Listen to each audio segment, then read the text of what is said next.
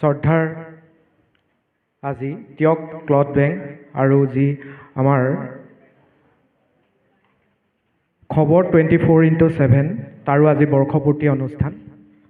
ইয়াৰ কৰ্মকৰ্তা আৰু মোৰ শ্ৰদ্ধাৰ শিক্ষাগুৰু কৰবী গগৈ বাইদেউকে প্ৰমুখ্য কৰি আজি আমাৰ মাজত মৰাণ কুইজ ক্লাবৰ অন্যতম এগৰাকী কুইজ মাষ্টাৰ ৰজ্জক আলী ডাঙৰীয়া, বিভিন্ন বিদ্যালয়ৰ পৰা অহা শ্ৰদ্ধাৰ শিক্ষাগুৰুসকল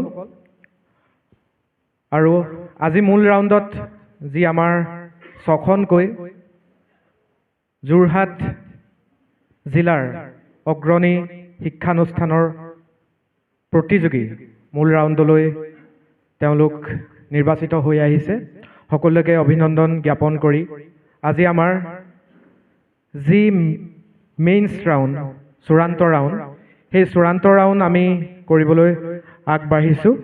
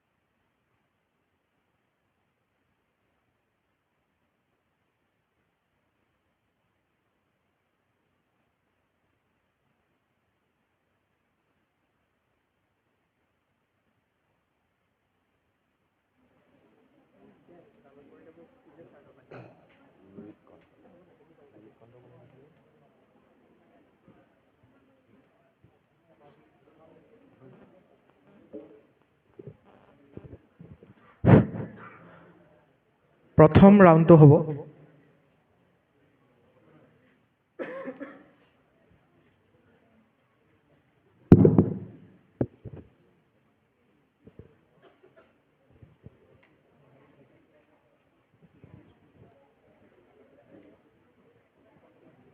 লুইত কণ্ঠৰ ওপৰত। আৰু নিয়মাৱলীসমূহ তাৰ আগতে কৈ লওঁ। সকলোবিলাক ইয়াত 6টা ৰাউণ্ড হ'ব।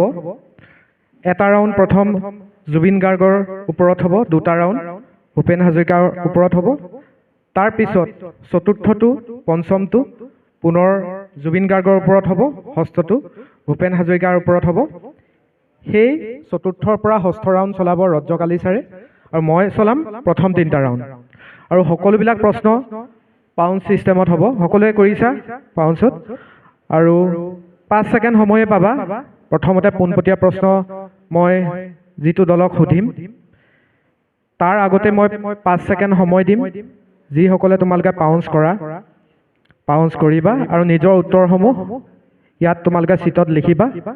মই চাম আৰু পাউণ্ডছ কৰিলে যদি তোমালোকে পাৰি যোৱা +10 পাবা আৰু যদি নোৱাৰা তেনেহ'লে -10 হ'ব।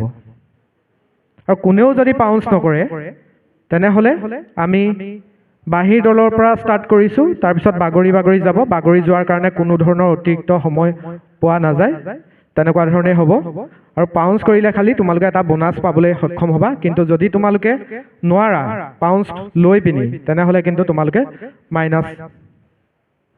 মাইনাছত গুচি যাব লাগিব। এতিয়া প্ৰথমটো প্ৰশ্ন মই আৰম্ভ কৰিম বাহিৰ দলৰ পৰা। দেখিছা? আৰু দৰ্শকসকলে জানিলেও খালি নিচিঞৰিব দেই, মই প্ৰশ্নটো গাই দিছোঁ। অসম আন্দোলনৰ শেষৰ ফালে অৰ্থাৎ 1985 চনত জুবিন গাৰ্গ চৰকাৰী মজলীয়া বিদ্যালয়ৰ ছাত্ৰ হৈ পৰে। বিদ্যালয়ত থাকোঁতে জুবিন গাৰ্গে ক্ৰিকেটত পাৰদৰ্শিতা দেখুৱাইছিল ফাষ্ট বলিং কৰি। অৱশ্যে বিদ্যালয় পৰ্যায়ত আন এক ক্ষেত্ৰতহে জুবিন গাৰ্গে তেখেতৰ দুই বন্ধু হেমচন্দ্ৰ পাঠক আৰু ৰজনী ৰাজবংশীৰ সৈতে অষ্টম শ্ৰেণীৰ পৰা 3 বছৰ একেৰাহে শ্ৰেষ্ঠত্ব অৰ্জন কৰিবলৈ সক্ষম হৈছিল। সেই ক্ষেত্ৰখন কি? পাউঞ্চ কৰি আছে সকলোৱে? লিখিছা তোমালোকে উত্তৰ? সকলোৰে চাম। প্ৰতিধ্বনি +10, মায়া +10। কোনে কোনে কৰিছিলা পাউঞ্চ? তুমি কৰিছিলা? শিলা +10 পাউঞ্চ কৰিছা? চিৰাজ +10, মুখা +10। এতিয়া বাহিক যিহেতু সুধিছিলোঁ, বাহিয়ে উত্তৰ দিব। শুদ্ধ উত্তৰ, তেওঁলোকে +10 লাভ কৰিছে। উত্তৰটো কি? কুইজ। জুবিন গাৰ্গ ডাঙৰীয়াই কিহত শ্ৰেষ্ঠত্ব অৰ্জন কৰিছিলে যেতিয়া হাইস্কুলত পঢ়ি আছিলে 3 বছৰকৈ, অষ্টম শ্ৰেণীৰ পৰা? কুইজত। ঠিক আছে, দ্বিতীয় প্ৰশ্ন যাব পাৰোঁ। প্ৰতিধ্বনি দল হিয়া দিয়া নিয়াৰ এটা প্ৰশ্ন আহিছে। হিয়া দিয়া নিয়াৰ কাম চলি থকা সময়ৰ কথা।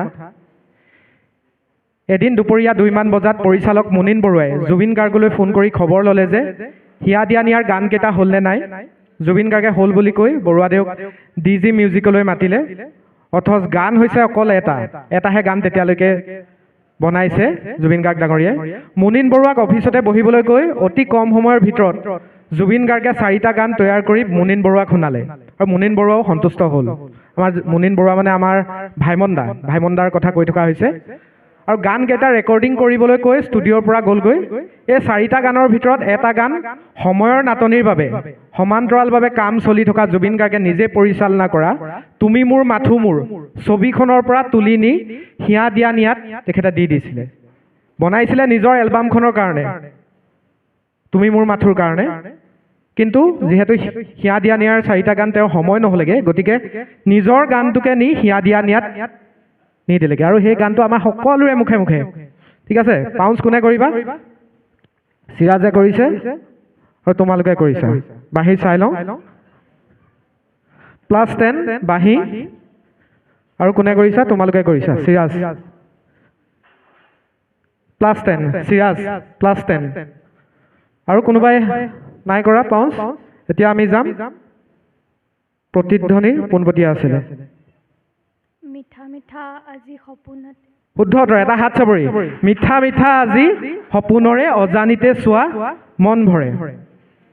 গতিকে +10 প্ৰত্যক্ষ প্ৰশ্ন আছিলে প্ৰতিধ্বনি দলৰ। Next question. এইটো এটা লজিকেল কুৱেশ্যন। যদি মুখাৰ বাবে নৱকান্ত বৰুৱা হয়, বৰষুণৰ বাবে ডক্টৰ ভৱেন্দ্ৰনাথ শইকীয়া আৰু কেশৱ মহন্ত হয়, তেন্তে বডৌফা উপেন্দ্ৰনাথ ব্ৰহ্ম কিহৰ বাবে হ'ব? মায়াৰ পোনপটীয়া প্ৰশ্ন। পাউঞ্চ কৰিছা? চিলা প্ৰতিধ্বনি বাঁহী পাউঞ্চ কৰিছা? +10 বাঁহী, +10 প্ৰতিধ্বনি। আৰু কোনে কৰিছিলা পাউঞ্চ? কোনে কৰিছিলা? তোমালোকে কৰিছিলা? তোমালোকে কৰিছিলা? কৰিছিলে নি ইয়াত পাউঞ্চ? নাই কৰা। মায়াৰ আছিলে। কি হ'ব? ৰুণজুন। অশুদ্ধ উত্তৰ। বাগৰি যাব, এতিয়া বাগৰি যাব। চিলা? মায়া নহয়, নহয় মাইনাছ। আশা নহয়, মুখা, যন্ত্ৰ নহয়, বাঁহীয়ে কৈছে, প্ৰতিধ্বনিয়ে কৈছে। তেওঁলোকে কৈ দিব কি হয়। চাওঁ আমি। উত্তৰটো হৈছে লাজুকী মন। ইয়াৰ লিংকটো কি মই কৈ দিছোঁ। স্মৃতিত কৰা হৈছিলে, সোঁৱৰণত যে কৰে। এই লাজুকী মনখন, বডৌফা আৰু বাকী কেইখন তোমালোকে যি দেখিলা স্ক্ৰীণত, সেইকেইখন স্মৃতিত কৰা হয়। আৰু তেনেধৰণে আমি প্ৰিলিমছতো এটা কুৱেশ্যন ৰাখিছিলোঁ, শ্ৰদ্ধাঞ্জলি তোমালোকে দেখিছিলা, তিনিগৰাকীক ট্ৰিবিউট দিয়া হৈছিলে। তেনেধৰণে জুবিন গাৰ্গে প্ৰায় প্ৰতিখন এলবাম এগৰাকী বিশিষ্ট ব্যক্তিৰ স্মৃতিত বা সোঁৱৰণিত তেখেতে উৎসৰ্গা কৰে এলবামটো। গতিকে লাজুকী মনখন বডৌফা উপেন্দ্ৰনাথ ব্ৰহ্মৰ সোঁৱৰণত তেখেতে উৎসৰ্গা কৰিছিলে তেখেতৰ নামত। মায়াৰ পোনপটীয়া প্ৰশ্ন আছিলে। এতিয়া আহিছোঁ আমি চিলা। 1998 চনত মুক্তি পোৱা শ্ৰব্য কেছেট এখনৰ কভাৰ। এই এলবামখনৰ বাণিজ্য প্ৰচাৰ আদি চাইছিল NK প্ৰডাকশ্যনে। গায়ক গায়িকা মুঠ আছিল 4জন। 3গৰাকীৰ নাম ইয়াত দিয়া হৈছে, জুবিন গাৰ্গ, উদিত নাৰায়ণ, মহালক্ষ্মী আয়াৰ আৰু এজন। বাণিজ্যৰ দিশৰ পৰা যথেষ্ট সফল নহ'লেও কিবা এটা বিশেষ কাৰণত এলবামখন মনত ৰখা উচিত। এটা ক্লু দি দিওঁ, এইখিনিতে এটা ক্লু দি দিছোঁ। কি কাৰণেনো এইটো বিশেষ? এগৰাকী বিশেষ ব্যক্তিৰ জীৱনৰ প্ৰথম গান গাইছে এখন এলবামত। আৰু এলবামখনৰ নাম কি আৰু এই চতুৰ্থ গায়কগৰাকী কোন আছিল? দুইটা লাগিব, 5+5 আছে, 5+5 আছে, দুইটা লাগিব। এলবামখনৰ নামো ক'ব লাগিব। পাউঞ্চ লৈছা, কোনে কোনে লৈছে? বাঁহী তোমালোকে লৈছা? আৰু কোনোবাই লৈছে নেকি পাউঞ্চ? নাই লোৱা? বাঁহী চাওঁ।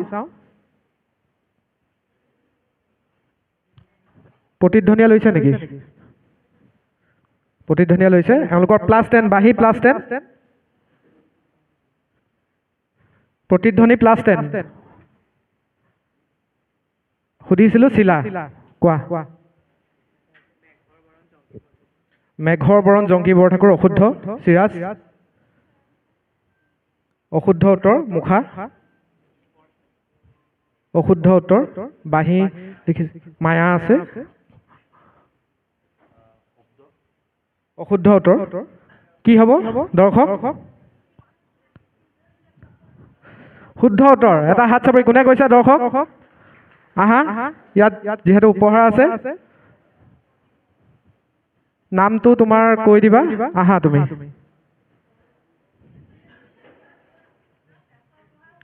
শ্ৰেষ্ঠ উপহাৰ দৰ্শকৰ আছে, গতিকে ক'ব লাগিব।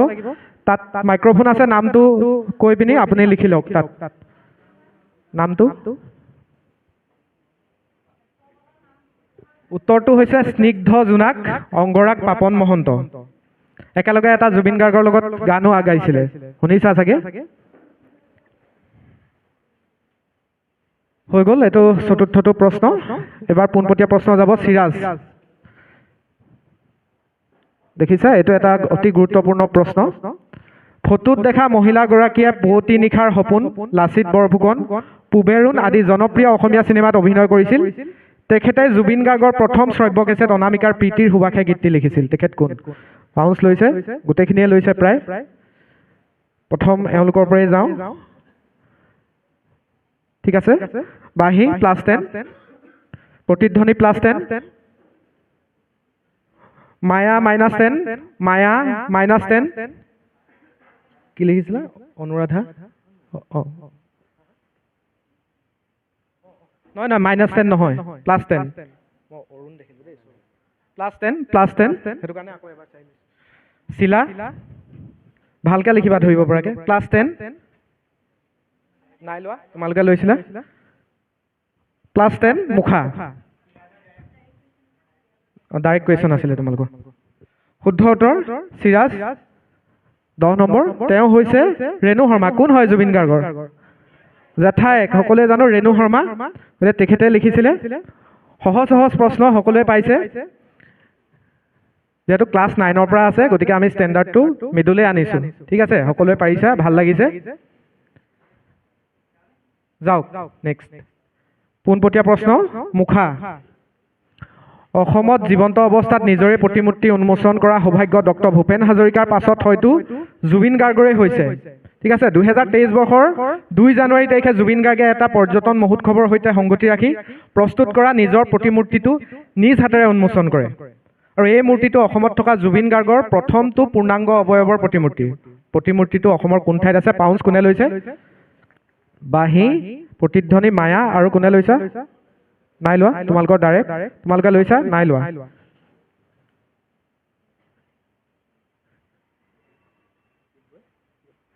বাঁহী +10 +10 স্পেচিফিক লিখিব পাৰিবা নেকি? ক'ত আছে? ক'ত হয়? ক'ত হয়?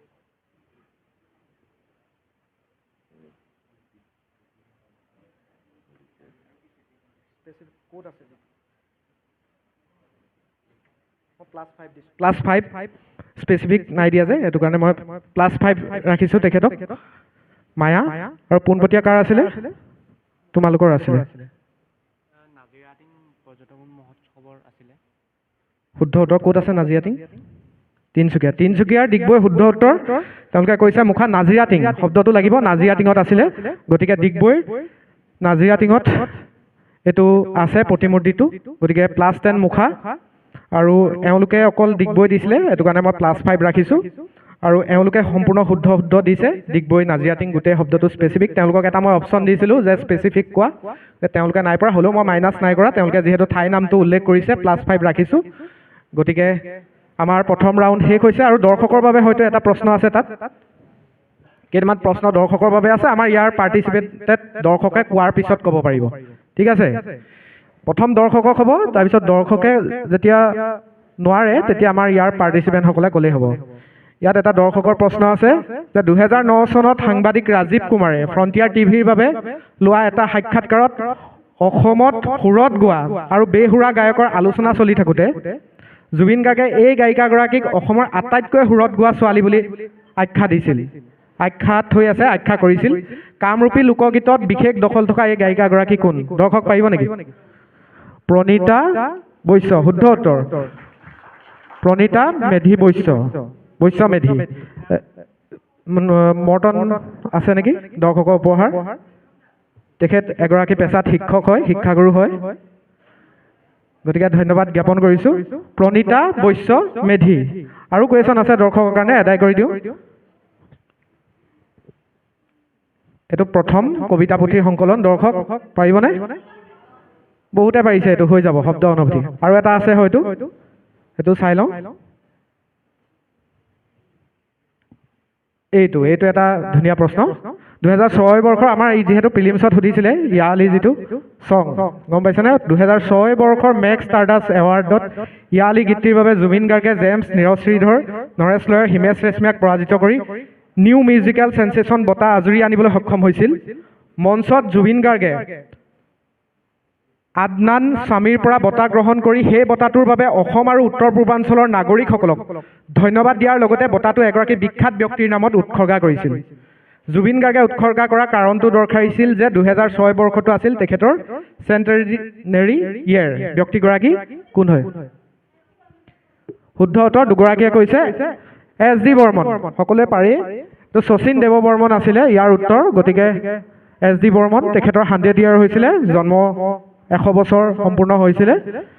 গতিকে দৰ্শকৰ বাবেও আমি 3টা প্ৰশ্ন ৰাখিছিলোঁ। পুনৰ আমি ভূপেন হাজৰিকাৰ 2টা ৰাউণ্ড চলাম। প্ৰথম ৰাউণ্ডৰ শেষত কিমান কিমান স্ক'ৰ কৰিছে ক'ব, আৰু আমি পুনৰ ভূপেন হাজৰিকাৰ ৰেডি কৰিম।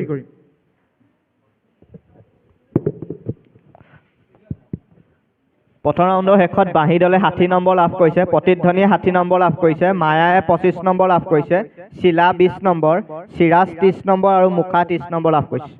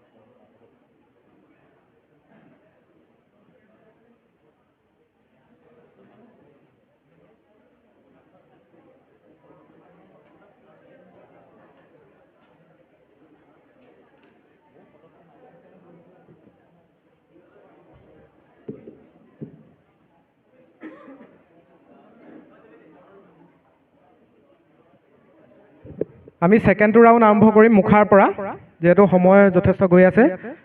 একে সকলোবিলাক নিয়ম।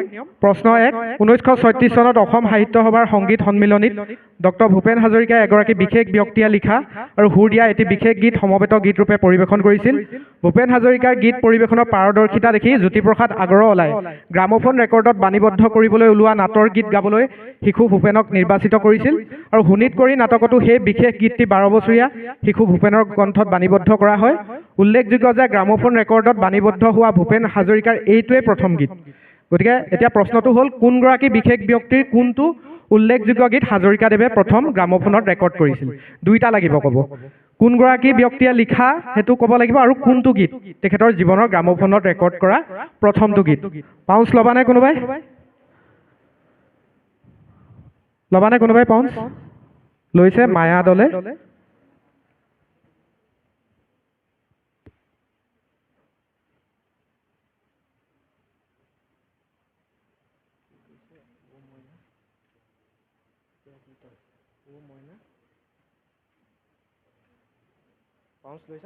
মায়া -10 আৰু পাউঞ্চ লৈছা নেকি কোনোবাই? হা, নাই লোৱা। গতিকে মুখা দল।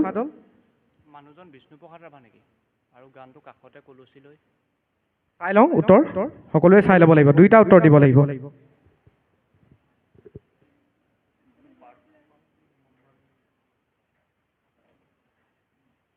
পাৰিবানে? চিলা আমাৰ এহকে চিলা ৰূপক কোঁৱৰৰ চুমা পৰশত। মায়া কলে কলে মাইনাছ কৰে। কোন কলিয়াই এইটো আছিলে আৰু বিষ্ণুপ্ৰসাদ ৰাভা হয়। কোন কলিয়াই? লক্ষ্মীনাথ বেজবৰুৱা আৰু দৰ্শক পাৰিব নেকি? কি হয় চাওঁ আমি স্ক্ৰীণত। হাফ এওঁলোকে পাৰ্ট পাব। মই চাই ল'লোঁ প্ৰথম এওঁলোকে দিয়াৰ কাৰণে বিষ্ণুপ্ৰসাদ ৰাভা আছিলে আৰু আছিলে সুৰৰে দেউলৰে ৰূপৰে শিকলি। ঠিক আছে, এওঁলোকে 5 মাৰ্কছ পাব। মই সকলোৱে শুনি ল'লোঁ, যিহেতু এওঁলোকে প্ৰথম দিছে গতিকে পোনপটীয়া আছিলে, পাৰ্ট পাৰিছে, গতিকে 5 মাৰ্কছ পাব মুখা দলে। ঠিক আছে, এটা গান শুনিছা, দৰকাৰ হ'লে মই শুনাই দিম। এটা ভজন, এখন হিন্দী চিনেমাৰ বাবে ডক্টৰ ভূপেন হাজৰিকাই এটি ভজন বাণীবদ্ধ কৰি 2011 চনৰ 15 জানুৱাৰী তাৰিখে তেখেতৰ জীৱনৰ শেষটো সংগীত গাইছিল। ভজনটি হৈছে বৈষ্ণৱ জনতো তেনে কহিয়ে। ঠিক আছে, চিনেমাখন কি? কোনখন চিনেমাৰ বাবে গাইছিল? পাউঞ্চ লৈছে মুখা, +10 মুখা। আৰু কোনে লৈছে? মায়া। মায়া লৈছে মায়া +10 প্ৰতিধ্বনি +10 বাঁহী। আৰু পোনপটীয়া প্ৰশ্ন আছিলে তোমালোকৰ চিৰাজ।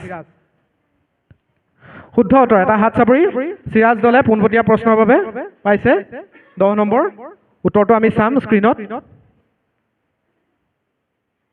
গান্ধীটো হিটলাৰ। এতিয়া আহিছে তৃতীয়টো প্ৰশ্ন চিলা দললৈ, পোনপটীয়া প্ৰশ্ন। মুকেশ সুমন কল্যাণপুৰ আদিয়ে গীত গোৱা ডক্টৰ ভূপেন হাজৰিকাৰ চিকমিক বিজুলী চলচ্চিত্ৰখনে অসমীয়া চলচ্চিত্ৰত 2টা অভিলেখ স্থাপন কৰিছিল। সেই অভিলেখ 2টা লাগে, 5 আছে। পাউঞ্চ কোনোবাই ল'বা? কি কি অভিলেখ কৰিছিলে? কোনোবাই লৈছা নেকি পাউঞ্চ? লৈছা? লিখা। শৰ্টকে লিখি দিলেও হ'ব বা মোক বুজাই কৈ দিলেও হ'ব। বুজাই কৈ দিয়া,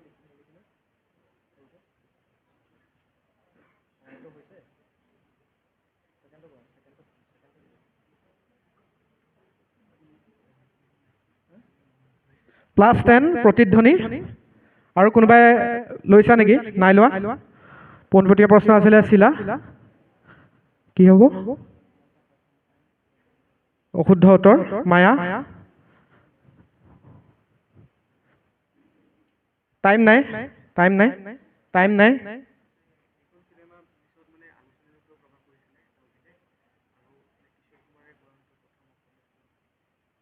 তাৰপিছত সেইটো ক'লে নহ'ব।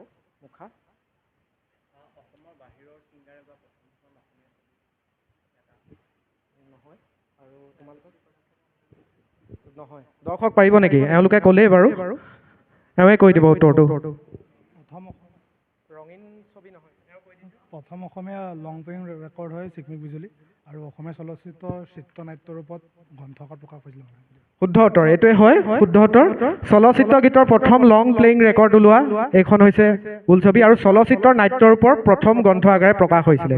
এই দুইটাতে আছিলে 5-5, গতিকে এওঁলোকে পাউঞ্চো লৈছিলে প্ৰতিধ্বনি, তেওঁলোকে +10 পাইছে। তাৰপিছত আমাৰ পোনপটীয়া প্ৰশ্ন আহিছে মায়া। শ্বিলং পাহাৰত খাচী গাঁৱলীয়া ল'ৰা এটাই গাই থকা গান এটাৰ পৰা সুৰটো লৈছিল ডক্টৰ ভূপেন হাজৰিকাই। সেই সুৰটোকে তেওঁৰ হিন্দী চিনেমাৰ প্ৰথম গীতটিত ব্যৱহাৰ কৰিছিল। গীতটি কি আৰু চিনেমাখনৰ নাম কি? 5-5 আছে, দুইটা উত্তৰ দিব লাগিব।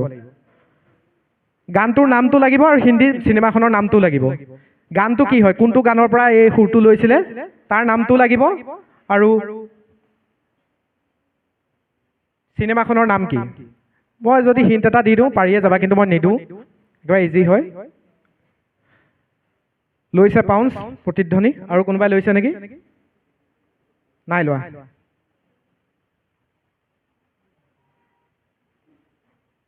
চিনেমাখনৰ নাম ঠিক আছে, +10 প্ৰতিধ্বনি, প্ৰতিধ্বনি +10। আৰু কোনোবাই লৈছা নেকি? নাই লোৱা। তোমালোকক পোনপটীয়া সুধিছিলোঁ। চিনেমাখন কি চাই লওঁ, তোমালোকক পোনপটীয়া আছিলে গান, তোমালোকক সুধিছে।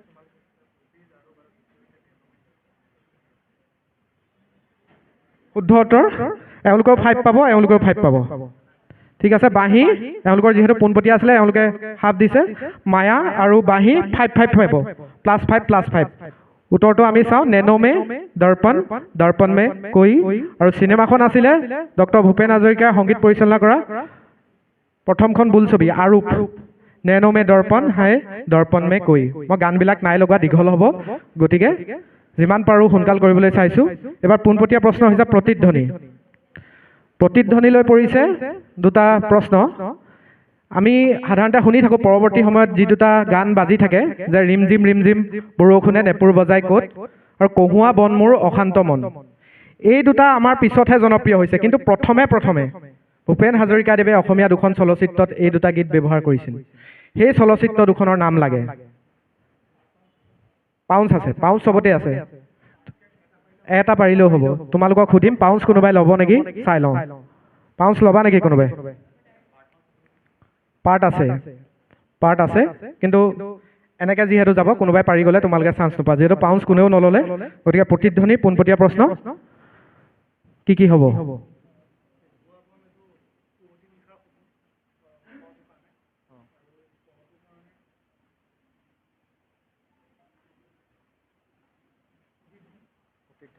চাই লওঁ। বাঁহী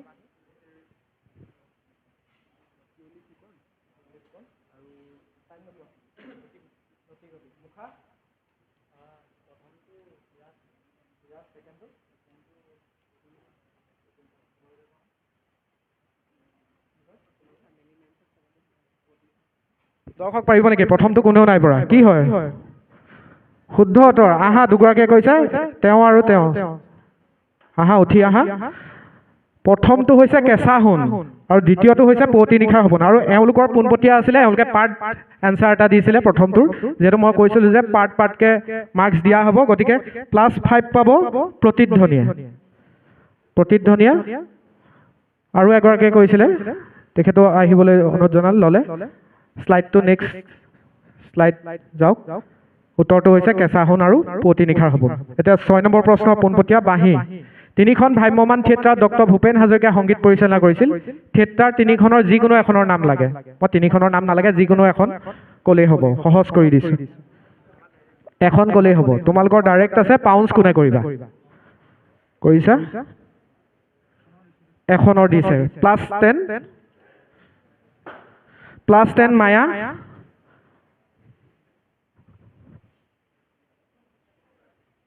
-10 মুখা, -10 মুখা। আৰু কোনোবাই পাউঞ্চ কৰিছে নেকি? নাই কৰা। এইটো তোমালোকৰ পোনপটীয়া আছিলে। পূৰ্বজ্যোতি থিয়েটাৰ। শুদ্ধ উত্তৰ। যিকোনো এখন কৈছিলোঁ। 3খন কোনোবাই ক'ব পাৰিবা নেকি কি আছিলে? কৈ দিয়াচোন। আবাহন, ঠিক আছে। আৰাধনা আৰু আবাহনটো লেটেষ্ট কৰিছিলে। ঠিক আছে বাৰু, এইটো যাওক। গতিকে এওঁলোকে +10 পাব।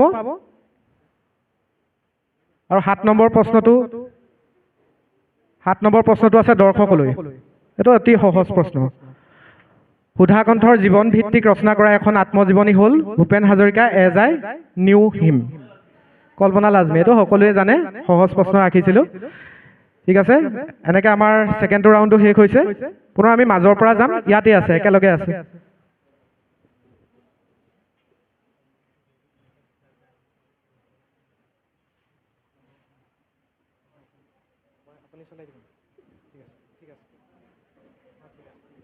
যিহেতু সময়টো কম আৰু 2টা ৰাউণ্ড হ'ব, গতিকে এই 2টা ৰাউণ্ড আমাৰ ৰজক ছাৰে কৰিব। স্কিপ কৰিছোঁ যিহেতু সময়টো কমি আহিছে, গতিকে যদি হয় মই পুনৰ এই 3rd ৰাউণ্ডটো চলাম। 6টা হ'লে ভাল বুলি কৈ আছে এওঁলোকে, পিছত মিলাই দিম। ঠিক আছে, আৰু কাৰ্যসূচী আছে। ঠিক আছে, এতিয়া 3rd ৰাউণ্ডৰ পৰা তোমালোকৰ ৰজক ছাৰে চলাব। আকৌ যদি সময় হয় মই পুনৰ এটা ৰাউণ্ড তোমালোকক 3rd ৰাউণ্ড ভূপেন হাজৰিকাৰ চলাই দিম।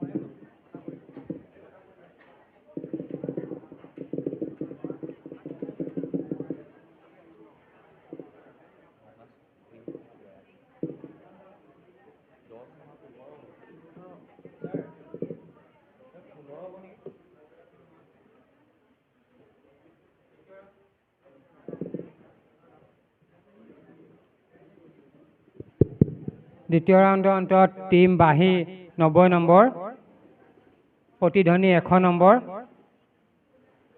মায়া 35 নম্বৰ, শিলা 30 নম্বৰ, চিৰাজ 30 নম্বৰ, মুখা 25 নম্বৰ। ঠিক আছে, তাত ভুল কৰি আছে।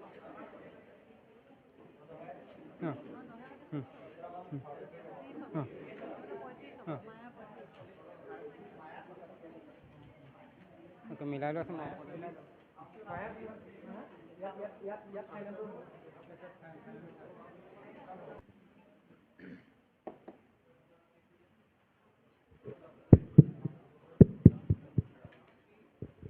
ৰ'ব, আমাৰ ৰাউণ্ডটো তেনেকুৱা হৈছিলে, 3rd ৰাউণ্ডে হ'ব। আমি 3টা আনিছিলোঁ যে, সেইকাৰণে 4 হৈ যায়, কিন্তু ৰাউণ্ড 3 হ'ব। পৰৱৰ্তী প্ৰশ্ন, একেবাৰে সহজ প্ৰশ্ন এটা লৈ আহিছোঁ। এই ঠাইডোখৰৰ নামটো ক'ব লাগে। এই ঠাইডোখৰ, এইটো এটা মেপ হয়, উত্তৰ পূৰ্বাঞ্চলৰ এটা কোনোবা এখন ৰাজ্যৰ মেপ হয়। কোনোবাই পাউন্স কৰিব নি? 5 জুবিন গাৰ্গ। ৰাউণ্ডটো জুবিন গাৰ্গৰ ওপৰত। একেবাৰে সহজ প্ৰশ্ন, উত্তৰ পূৰ্বাঞ্চলৰ এই ঠাইডোখৰ ক'ব লাগে। এখন মেপ হয়, পাউন্স কৰি আছে, সেইটো ইমান পাউন্স গোটেইখিনিয়ে কৰিছে তোমালোকৰ ডাইৰেক্ট চালে। এই ঠাইডোখৰৰ নাম ক'ব লাগে, বিষয় জুবিন গাৰ্গ। অ'কে, 5 4 3 2 1 0। টিম মুখা 10, টিম চিৰাজ 10, টিম শিলা 10, টিম মায়া 10। পাউন্স নাই কৰা। উত্তৰটো চাওঁ আমি। তোৰা। তো টিম প্ৰতিধ্বনি বাদ দি সকলোৱে নম্বৰ পাইছে। জুবিন গাৰ্গ এইখন ঠাইতে জন্মগ্ৰহণ কৰিছিলে। নেক্সট, টিম প্ৰতিধ্বনিলে। প্ৰাণৰ শিল্পী জুবিন গাৰ্গে তেওঁৰ জীৱনৰ বিশেষকৈ 3গৰাকী ব্যক্তিৰ আদৰ্শৰূপে গ্ৰহণ কৰিছিল, যিটো তেওঁ বিভিন্ন সাক্ষাৎকাৰত কৈছিল। এগৰাকী যদি বিষ্ণুপ্ৰসাদ ৰাভা হয়, বাকী 2গৰাকী কোন হ'ব? টিম প্ৰতিধ্বনিলে পোনপটীয়া প্ৰশ্ন। তোমালোকৰ পোনপটীয়া প্ৰশ্ন 5 ষ্টাৰ্ট। বাকী দুগৰাকী ব্যক্তিৰ নাম ক'ব লাগে। তিনিগৰাকী ব্যক্তি তেওঁ নিজৰ আদৰ্শ হিচাপে মানে, এগৰাকী হ'ল কলাগুৰু বিষ্ণুপ্ৰসাদ ৰাভা, বাকী দুগৰাকী না পাঁচ নাই, 5 কৰিলে 2টা উত্তৰ দিব লাগিব। আদা ইণ্ডাষ্ট্ৰী তেওঁ ইণ্ডিয়ান নহয়, দুয়োগৰাকী ইণ্ডিয়ান নহয়, আটাইতকৈ ডাঙৰ ক্লু। দুয়োগৰাকী ইণ্ডিয়ান নহয়, তেওঁ বিভিন্ন সাক্ষাৎকাৰত আমি পাইছোঁ। হা পাৰ্ট নাই, পাৰ্ট কৰিব নোৱাৰা, 5ত পাৰ্ট নহয় আচলতে। 5, 4 ডাইৰেক্ট 3, 2, 1, 0। টিম মায়া এণ্ড চিলাই কৰিছে নাই কোৱা, অনলি মায়া। ভালকৈ লিখা।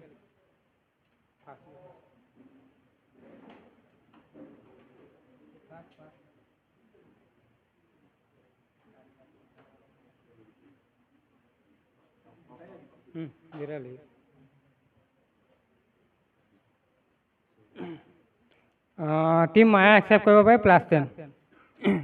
ডাইৰেক্ট চাৰ্লি চেপলিন এণ্ড চে গোভাৰ। আমি উত্তৰটো চাওঁ। চাৰ্লি চেপলিন বা চে গোভাৰ। নেক্সট প্ৰশ্ন মায়ালে। ফিল্মছত মই সংযোগ দিছিলোঁ, ইয়াত সংযোগ কৰিব লাগে। 4টা ফটো আছে।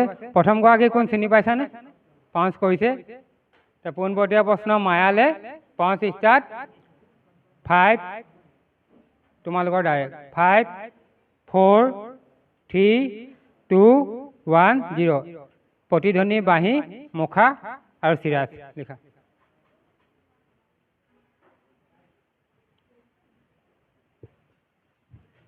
বাঁহী আৰু প্ৰতিধ্বনি +10।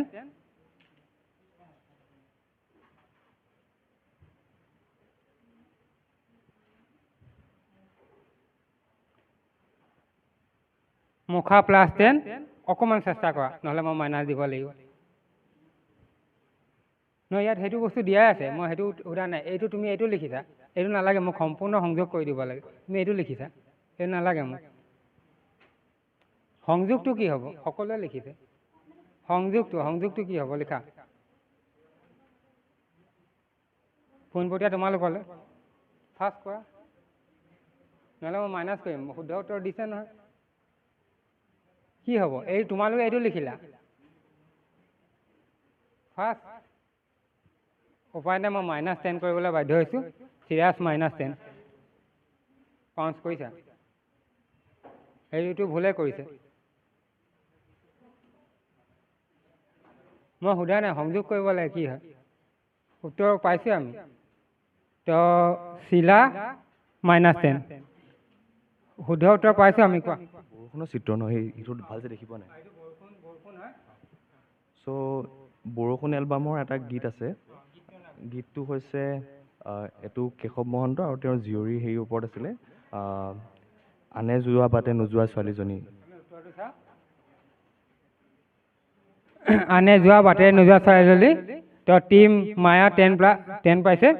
আচলতে গীতটি তেখেতৰ জীয়ৰীয়ে গোৱা কথা আছিলে, কিন্তু জুবিন দাই ৰিকুৱেষ্ট কৰাৰ কাৰণে গীতটো জুবিন দাক দিয়া হৈছিলে। নেক্সট টিম চিলালে। তোমালোকে 5 কৰিলে ভালকৈ চাব দে, আমাৰ মাইনাছ কৰিবলৈ মন নাযায়। তোমালোকে ভুল নকৰিবা, আমি মাইনাছ কৰাটো আটাইতকৈ বেয়া পাওঁ। নপঢ়িলেও হ'ব নি?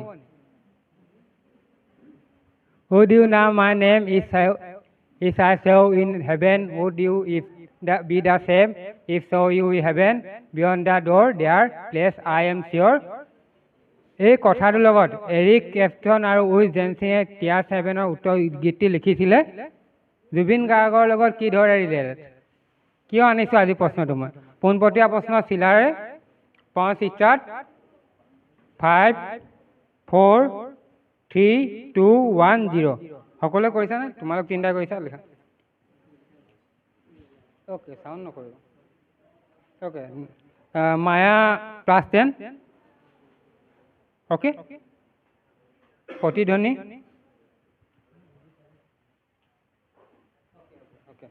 +10।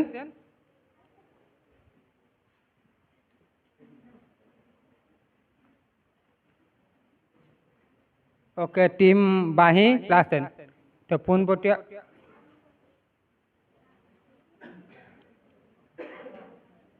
+10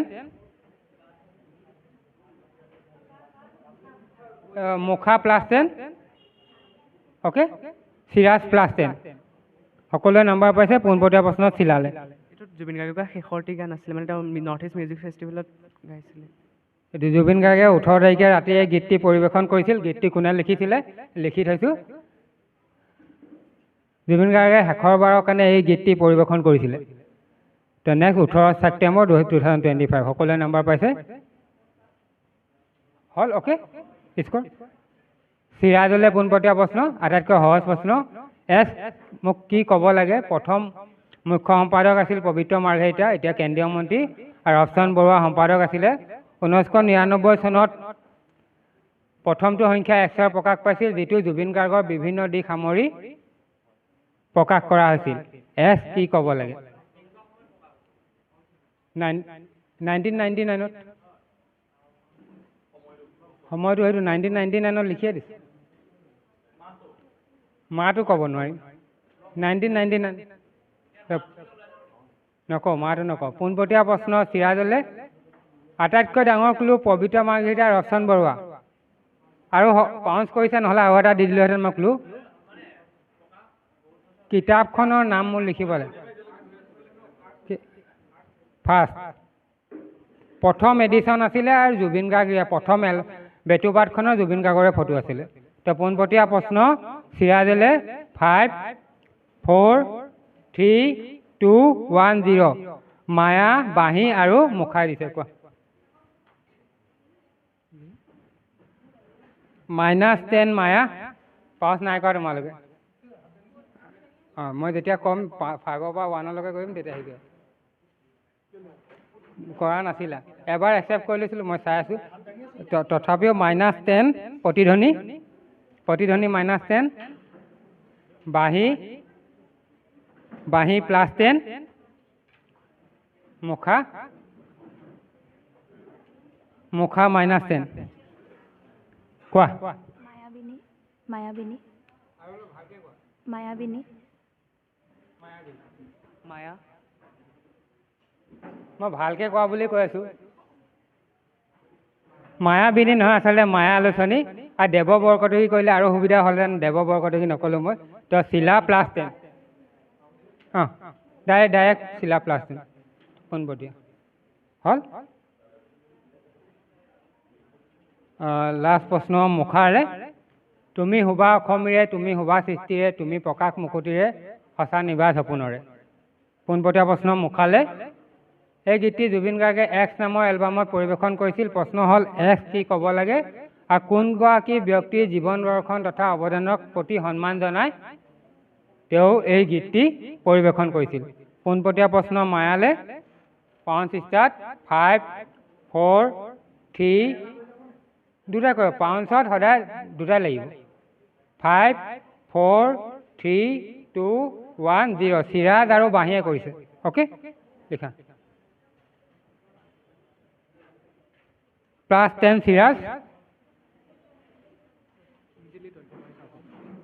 +10 বাঁহী মুখা ব্যক্তিজনটো বিষ্ণুপ্ৰসাদ ৰাভা যাৰ কাৰণে লিখিছিল আৰু এলবামটো আশা নেকি আশা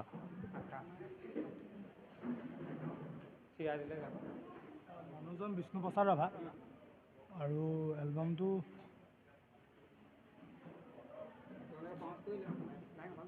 তুমি শুবাকে কৈছোঁ তুমি শুবা এলবামটো মুখা আৰু মানুহজন বিষ্ণুপ্ৰসাদ ৰাভা মুক্তি আৰু মানুহজন বিষ্ণুপ্ৰসাদ ৰাভা তোমালোকে এটা টিমে 5 পাব আৰু বাকী ৰুমাল 5 20 মুখা আগৰবোৰ দিয়া হ'ল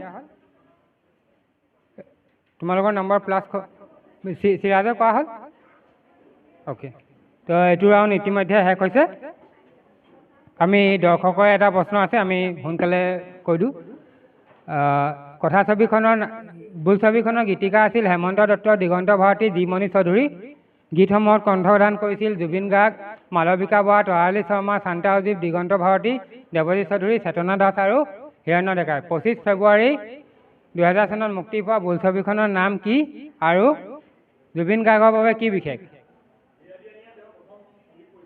শুদ্ধ উত্তৰ তেওঁলৈ মদন এটা দিবলৈ অনুৰোধ জনাইছোঁ আৰু পিছলৈ দিয়া হ'ব বুলি আয়োজকে জনাইছে। ইমান দিনে এই ৰাউণ্ডৰ অন্ত পৰিছে, আমি স্ক'ৰসমূহ চাবলৈ অনুৰোধ জনাইছোঁ।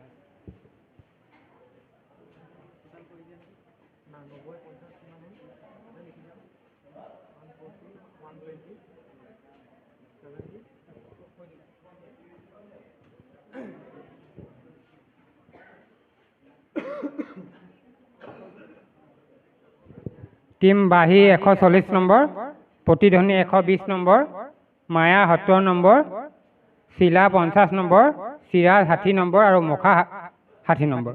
ঠিক আছে, নেক্সট আকৌ মুখা পোৱা যাম আমি।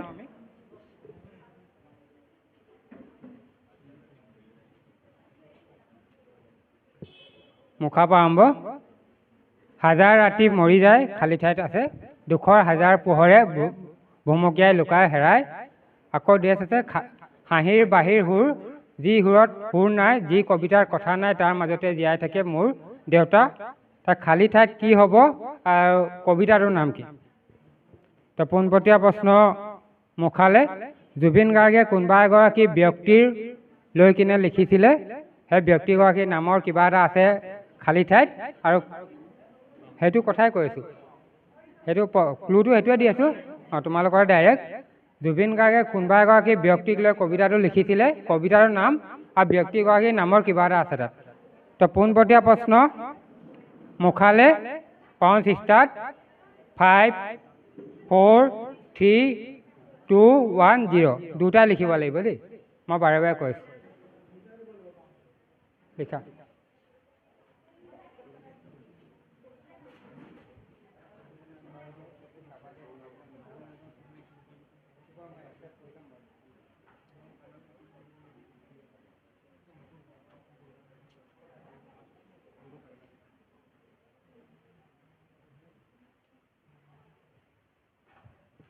কোৱা।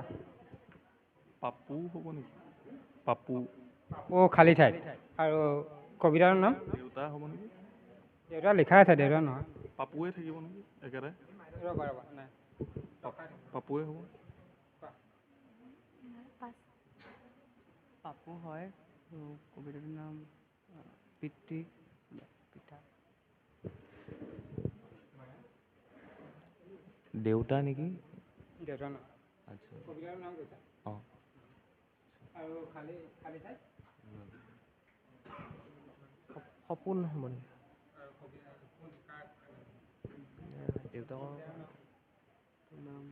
দেউতাকৰ কাৰণে লিখিছে। দৰ্শকৰ কোনোবাই চেষ্টা কৰিব নি? খালী আৰু তো আমি 5 এটা দিব পাৰিম, কিন্তু হিৰোদাহে হ'ব লাগিছিলে। তোমালোকে সম্পূৰ্ণ লিখিলা, মই একচেপ্ট কৰিছোঁ। Quiz mister decision is final decision, প্ৰতিধ্বনি +5। নহয় পাৰ্ট 5 অথনি দিয়া হৈছিলে, সেইকাৰণে দিছোঁ। ভুল কৰা নাই, বুজিলা? নেক্সট তেন্তে দিয়া, সকলোৰে কথা এইটো নাম্বাৰ দিয়া নাই হোৱা, কাটি দিয়া। অ'কে, কাটি দিয়া। অ'কে, এইটো আমি কোনো নাম্বাৰ পোৱা নাই। নেক্সট হ'ব। নেক্সট যাওঁ, চিৰাজলৈ আহিব, সংযোগ কৰিব লাগে। এই দুজন ব্যক্তি প্ৰথমবাৰৰ বাবে কিবা এটা কৰিছিলে 1955-ত।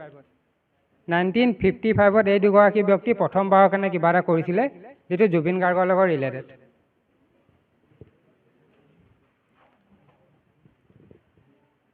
সেইটোৱে কৈছোঁ, এই দুগৰাকী ব্যক্তি মই নাম নকওঁ। ব্যক্তিগৰাকীৰ নাম ক'লে তোমালোকে গমেই পাবা, প্ৰথম কৰিছিলে চবেই জানে, প্ৰথম আৰু শেষৰটো সকলোৱে জানে। এই দুগৰাকী ব্যক্তিয়ে প্ৰথম কিবা কৰিছিলে, যিটো জুবিন গাৰ্গৰ লগত এটা শব্দ আহিব, সেই শব্দটো ক'ব লাগে। শব্দ এটা আহিব লাগে, যেনেকৈ চিৰাজ, মুখা, চিলা, মায়া, প্ৰতিধ্বনি, তেনেকৈ কিবা এটা শব্দ আহিব। তো পোনপটীয়া প্ৰশ্ন চিৰাজলৈ, আৰু ক্লু দিব নোৱাৰে। পৰিৱেশ, প্ৰকৃতিৰ লগত কিবা শব্দ যোগ হ'ব, কিবা প্ৰাকৃতিক দৃশ্য টাইপ কিবা এটা, তেনেকুৱা শব্দ এটা কৈছোঁ আৰু আছে, একজেক্ট নহয়।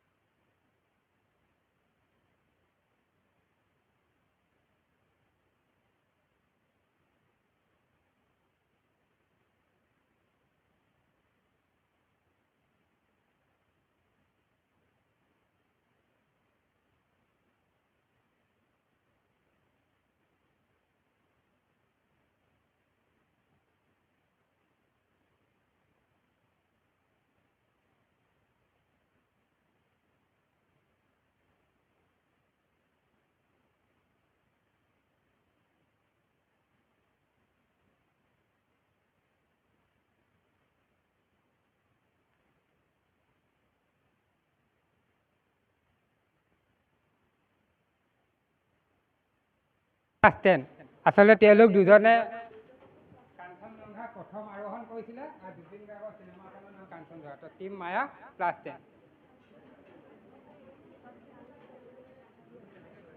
দিয়া ৰিমোটটো দিয়া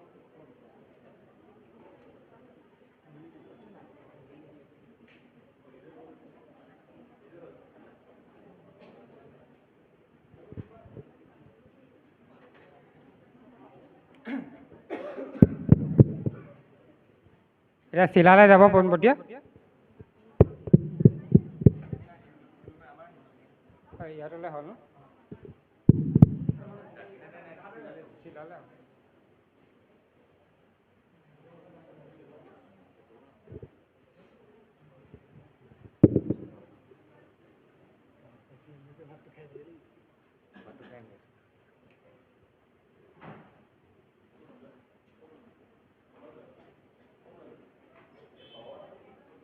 আহিব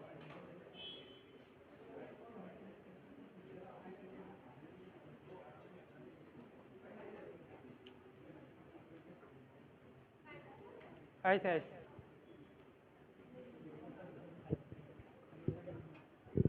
উত্তৰটো কাঞ্চনজংঘা মায়া শুদ্ধ উত্তৰ দিছে নেক্সট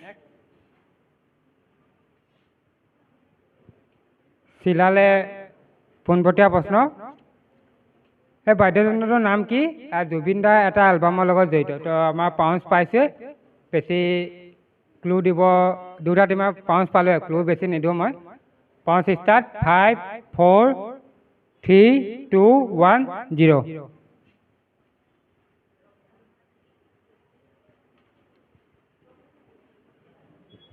বাঁহী আৰু মায়া ক্লাছ 10 চিলা এষ্ট্ৰাছ উত্তৰটো চাওঁচোন আমি উত্তৰটো দিলৰুবা তো প্ৰতিধ্বনি প্লাছ 10 বাদ্যযন্ত্ৰটোৰ নাম দিলৰুবা নেক্সট মায়ালে পোনপটীয়া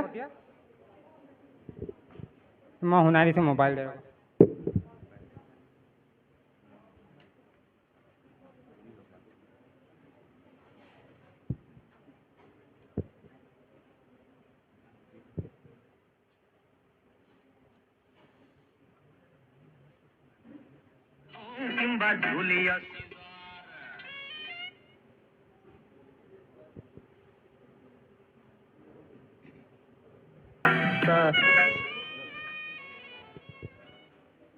তো পোনপটীয়া প্ৰশ্ন মায়ালে পাউঞ্চ ষ্টাৰ্ট প্ৰশ্নটো বুজি পালা এই গীতটি জুবিন গাৰ্গে কোনে লিখিছিলে জাষ্ট সেইটো কৈ দিব জুবিন গাৰ্গে গাইছিলে গীতটিৰ লেখকজন কোন তো পোনপটীয়া প্ৰশ্ন মায়ালে পাউঞ্চ ষ্টাৰ্ট 5 4 3 2 1 0 লিখা ক্লাছ 10 প্ৰতিধ্বনি মায়া এইটো ৰবীন্দ্ৰ সংগীত হয় মানে ৰবীন্দ্ৰনাথ ঠাকুৰ উত্তৰটো চাওঁ আমি উত্তৰ কবিগুৰু ৰবীন্দ্ৰনাথ ঠাকুৰ মায়া প্লাছ 10 অ'কে নেক্সট প্ৰতিধ্বনিলৈ পোনপটীয়া প্ৰশ্ন আৰু প্ৰাণৰ শিল্পী জুবিন গাৰ্গে 1986 বৰ্ষত আটাইতকৈ সহজ প্ৰশ্ন আজি কুইজৰ হাইস্কুল শিক্ষান্ত পৰীক্ষাত উত্তীৰ্ণ হৈছিল তেখেতে 70% নম্বৰ লাভ কৰিবলৈ সক্ষম হৈছিল তেওঁ যিখন বিদ্যালয়ৰ পৰা হাইস্কুল শিক্ষান্ত পৰীক্ষা উত্তীৰ্ণ হৈছিলে বিদ্যালয়খনৰ নাম লিখিলে হ'ল তো পোনপটীয়া প্ৰশ্ন প্ৰতিধ্বনিলৈ সকলোৱে পাউঞ্চ কৰক টিম মায়াই কৰিছে বাঁহীয়ে কৰিছে চিলাই নকৰে নি ন তোমালোকৰ ডাইৰেক্ট মই ইফালৰ পৰা চাওঁ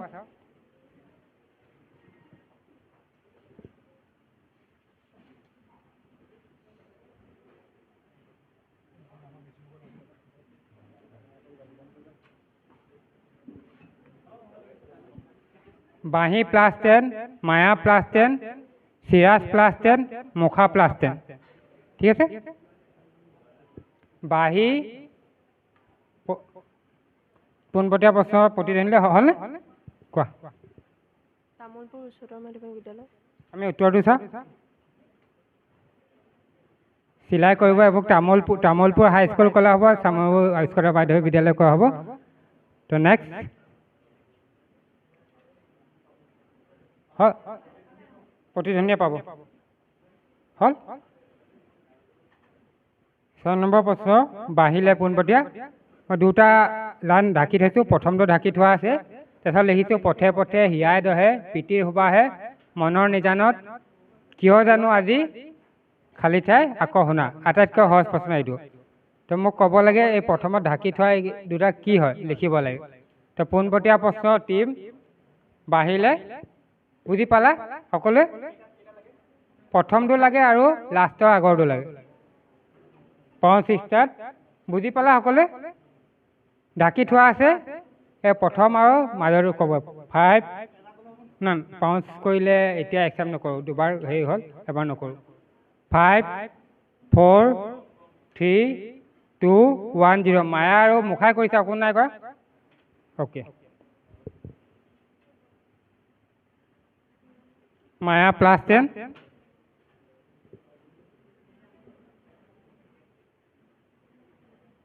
ভালকৈ লিখা এইটো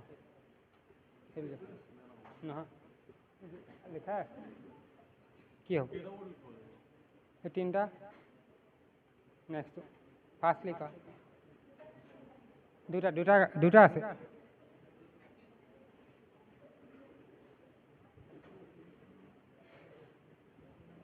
চাবা ডাইৰেক্ট কাইলৈ হ'ব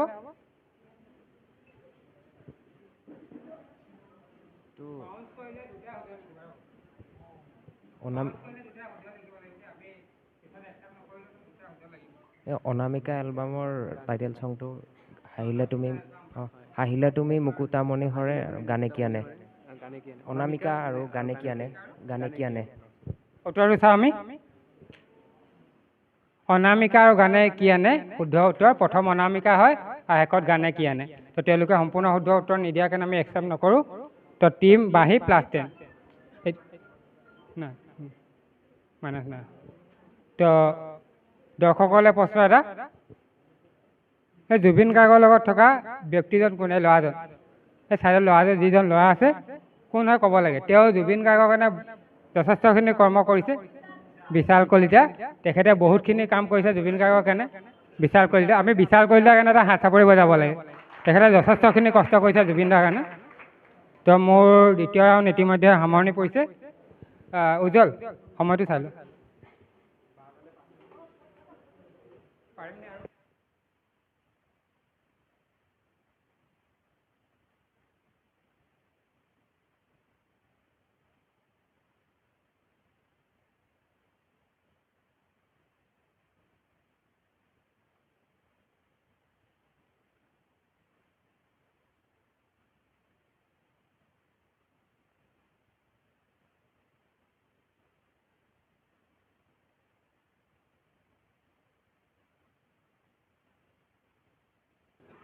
সুধাকান্ত ভূপেন হাজৰিকাদেৱে বহুতো ৰাষ্ট্ৰীয় আন্তঃৰাষ্ট্ৰীয় সন্মানৰ গৰাকী তেওঁ 1977 চনত পদ্মশ্ৰী সন্মান আৰু 2001 চনত পদ্মভূষণ সন্মান লাভ কৰিছিল তেওঁ মৰণোত্তৰৰ বাবে দুটা সন্মান পাইছিলে আকৌ পদ্মবিভূষণ সন্মান আৰু ভাৰতৰত্ন সন্মান মোক চনবোৰ লিখিলে হ'ব মুখা পোনপটীয়া প্ৰশ্ন 5 4 বেলেগ হ'ব হয় একে চন নহয় নহ'ব সেইটো বিতৰ্ক এটা হ'লে সেইটো নহ'ব মই মাইনাছ কৰি দিবা বাবা দুটা শুদ্ধ কৰিবা দেই 5 4 3 2 1 0 +10 বাঢ়ি +10 মুখা পদ্মবিভূষণটো 12ত পাইছিলে নেকি আৰু মোক নুসুধিবা তোমালোকে কোৱা আৰু ভাৰতৰত্ন 14ত 12 আৰু 14 2019 আৰু 2016 2019 আৰু 2019 কি পদ্মবিভূষণ 2006 চনত আৰু ভাৰতৰত্ন 2019 চনত 2019 চনত ভাৰতৰত্নটো পাইছিলে আৰু পদ্মবিভূষণ আপোনাৰ 2001 দুইটা মৰণোত্তৰ বুলি কৈছে নেকি 2016 আৰু 2019 আমি এটা টিমৰ পৰা পাউঞ্চত পালোৱে মুখাত +5 আৰু চিৰাজক 5 এটা 2012 ক'লে পদ্মবিভূষণ এটা 2019 ক'লে ভাৰতৰত্ন তো মুখা +5 আৰু চিৰাজ +5 আৰু টিম বাঁহী সম্পূৰ্ণ পালে। নেক্সট চিৰাজলৈ পোনপটীয়া প্ৰশ্ন। 19 ফেব্ৰুৱাৰী 1955 চন ডক্টৰ ভূপেন হাজৰিকাদেৱৰ গীতৰ সংকলন প্ৰকাশ পাইছিল। প্ৰকাশক আছিল ভাৰতীয় নাট্য সংঘ গণনাট্য সংঘ অসম শাখা। মূল্য আছিল হেমৰ 1 টকা। ভূপেন হাজৰিকাদেৱৰ সমাজ সচেতনৰ প্ৰতি পৰিষ্কাৰ দাপোনসমূহ মনৰ স্পষ্ট ছাপ থকা মোৰ 24টা গীতৰ সমাহাৰ আছিল পুথিখনত। মই দীঘল নকওঁ, জাষ্ট পুথিখনৰ নাম কি, গীতৰ সংকলনখনৰ নাম কি? পোনপটীয়া প্ৰশ্ন চিৰাজলৈ 5 4 3 2 1 0 লিখা।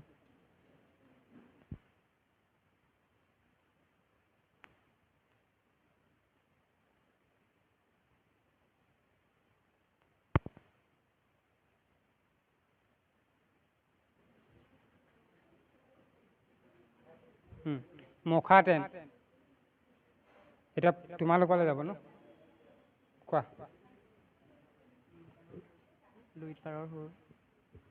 তোমালোকক সুধিলোঁ। অ'কে, হৈ গ'ল। দৰ্শক কোনোবাই কৰিব নি? কি আছিলে? কোৱা। সাগৰ সমূহ।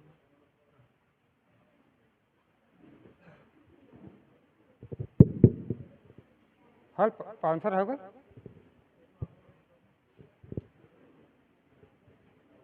কি কাৰেণ্ট গুচি গৈছে নেকি? এইটো ইয়াতে থৈছে দেই।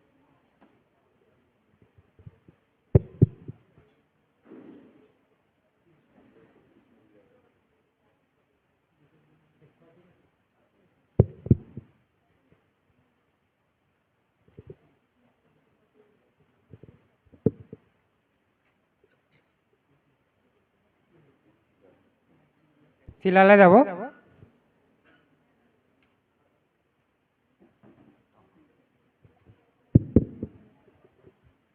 একেবাৰে সহজ প্ৰশ্ন, পোনপটীয়া প্ৰশ্ন চিলালে। 1952 চনত ডক্টৰ ভূপেন হাজৰিকাদেৱে ডক্টৰেট ডিগ্ৰী, মই ইয়াত ডক্টৰটো প্ৰথমে লগোৱা নাই, যিহেতু তেওঁ ডক্টৰেট ডিগ্ৰী পাইছিলেহে। ক'ব লাগে বিশ্ববিদ্যালয়খনৰ নাম কি? পোনপটীয়া প্ৰশ্ন চিলালে। 5 ষ্টাৰ্ট 5 4 3 2 1 0 সকলোৱে কৈছা 5? তোমালোকে কৈছা নাই চিৰাজ? অ'কে, লিখা। +10 মায়া, +10 প্ৰতিধ্বনি, +10 বাঁহী,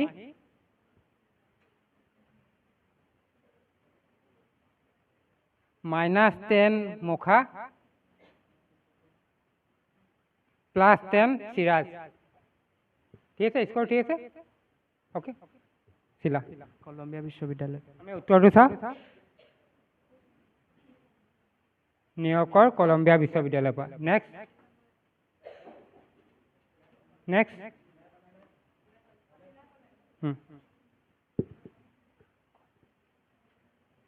1324 মাঘৰে মাহতে হুলসী বিয়লি বেলা পৃথিৱীৰ হিৰতে বজ্ৰপাত পৰিলে, খালী ঠাই আছে কলৈলৈ গলা, এন্ধাৰৰ মাজেদি জোৰ লৈ আহিলা, অশেষ যাতনা ভেটি, মৰমৰ হাৰিলে হেংদাং ভাঙিলা, অসত্যক কেনিবা খেদি।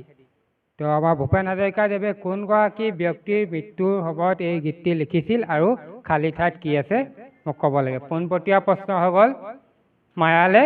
5 ষ্টাৰ্ট 5 4 3 2 1 চিলা, প্ৰতিধ্বনি আৰু বাহিৰে পাউঞ্চ কৰিছে। লিখা। মোক দুটাই লিখিব লাগিব দেই, নহ'লে যদি ভুল হয়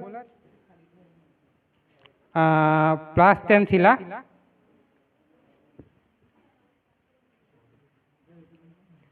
+10 প্ৰতিধ্বনি,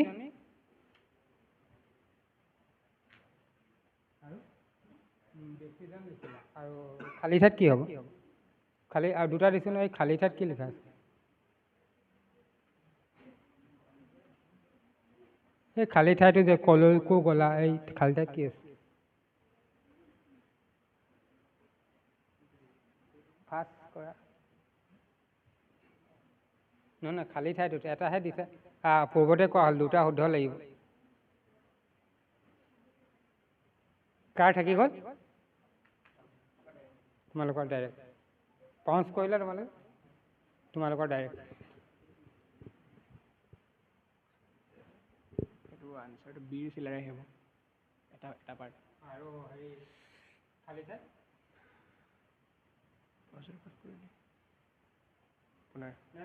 তৰোৱাল মানে তৰোৱাল কিবা পাতিব কি হৈছিলে খালী ঠাইত কি হ'ব কাৰ কাৰণে লিখা আছিলে গীতটো চিলাৰায় কথাই কোৱা হৈছিল 1304 শুক্লধ্বজ নেকি চুকাফাৰ স্মৃতি লিখিছিলে নেকি আমি পাউন্স কৰি তোমালোকৰ হ'ল সকলোৰে হ'ল দৰ্শক কোনোবাই ক'ব নি কি হ'ব খালী ঠাইত আৰু কাৰ বিষয়ে আমি উত্তৰটো চাওঁ খালী ঠাইত লিখা আছে বাপুজী আৰু মহাত্মা গান্ধী যেতিয়া মৃত্যুবৰণ কৰিছিলে তেতিয়া তেওঁ এইটো লিখিছিলে নেক্সট না নাম্বাৰ নাই দিয়া মাইনাছ নাই দিয়া ভুল হোৱা নাই খালি হেৰি কৰা নাই শুদ্ধ দুটা শুদ্ধ লাগিব মোক তাৰিখ চনটো লাগিব নতুবা মোক তাৰিখ আৰু চনটো এতিয়া বহুত হ'ব তাৰিখটোতো সকলোৱে গম পাব মোক চনটো সৈতে লাগিব আৰু নহ'লে অকল চনটো পাৰিলে তুমি তাৰিখটো পাৰিবা তাৰিখটো সকলোৱে পাৰিব তাৰিখ সকলোৱে পাৰিব মোক চনটোহে লাগে চনটো লিখা আৰু তাৰিখটো লিখা পাউঞ্চত সম্পূৰ্ণ লাগিব পাউঞ্চত সম্পূৰ্ণ লাগিব নহ'লে মই নাম্বাৰ নিদিম তাৰিখটোতো তোমালোকে সকলোৱে গম পোৱা তাৰিখটো গম নোপোৱা নি মোক চনটো লাগিব তো পোনপটীয়া প্ৰশ্ন টিম প্ৰতিধ্বনি হয় তোমালোকলৈ পোনপটীয়া হ'ব গুগল ডুডলটো কেতিয়া চন তাৰিখ ক'ব লাগে আৰু কোনে হেৰি কৰিছিল লিখা 5 4 3 2 1 0 ঠিক কৰা 1 মিনিট সময় দিছোঁ ঠিক কৰা 1 2 3 4 5 নহ'ব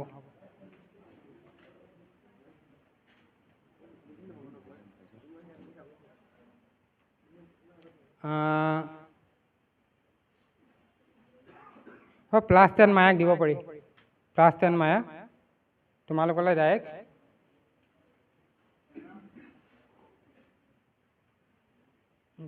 সময় অলপ ঠিক কৰা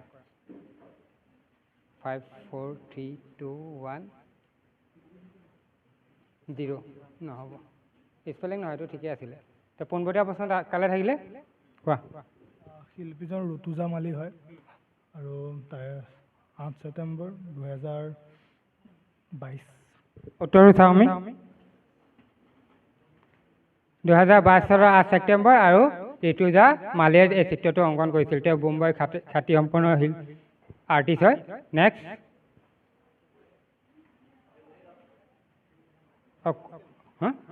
প্ৰতিধ্বনি +10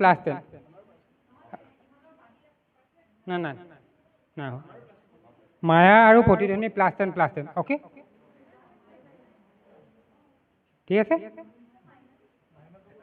নহয় এটা পাৰ্ট আগৰ পূৰ্বতে কোৱা আছে যদি শুদ্ধ দুটাই ভুল লিখে তেতিয়া মাইনাছ হ'ব এটা হ'লে নাম্বাৰে দিয়া নহয় সেইটো আমি মাইনাছ নাই কৰা মাইনাছ কৰাই নাই কাকো মাইনাছ কৰা নাই সেইটো কুইজত মাইনাছ কৰে কিন্তু আমি মাইনাছ কৰা নাই আজি কুইজ কৰাত আমি তোমালোকৰ যিহেতু আমি প্ৰথম আহিছোঁ আমি মাইনাছ নাই কৰা দুটা পাৰ্ট ভুল হ'লেহে আৰু দুটা পাৰ্ট শুদ্ধ হ'লেহে নাম্বাৰ দিম দুটা পাৰ্ট ভুল হ'লেহে মাইনাছ কৰিম এটা পাৰ্ট শুদ্ধ এটা ভুল হ'লে আমি নাম্বাৰো নিদিওঁ মাইনাছো নকৰোঁ নেক্সট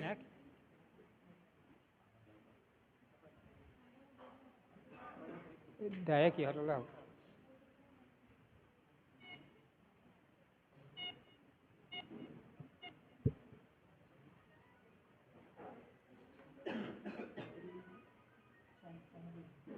হ'ব দেই লাষ্ট এটা আছে মোৰ ৰাউণ্ডৰ অন্তিমটো প্ৰশ্ন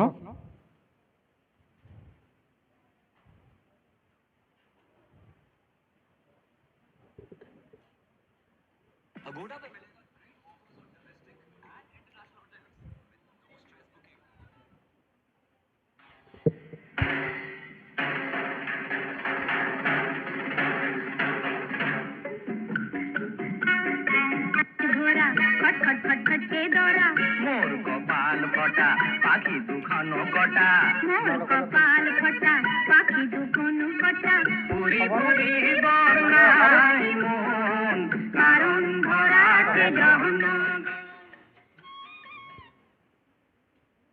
গীতটো শুনিলে পক্ষীৰাজৰ ঘোঁৰা তিনি ভূপেন হাজৰিকা দেৱৰ লগত আৰু দুগৰাকী কণ্ঠ শিল্পীয়ে কণ্ঠদান কৰিছিলে তেওঁলোকৰ নাম লাগিব আৰু বোলছবিখনৰ নাম লাগিব।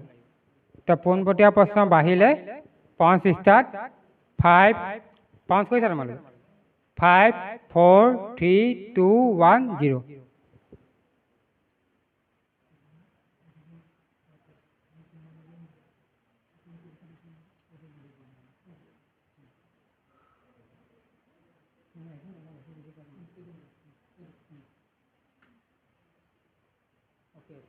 প্ৰতিধ্বনি +10।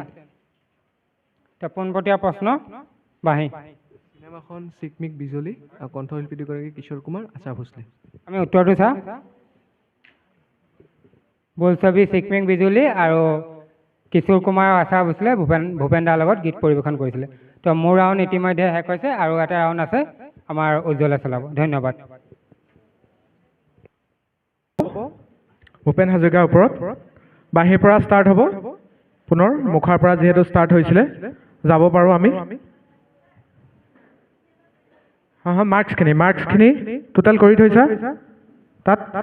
বাঁহীৰ 200, প্ৰতিধ্বনি 200, মায়া 150, চিলা 70, চিৰাজ 85 আৰু লাষ্ট মুখা 75।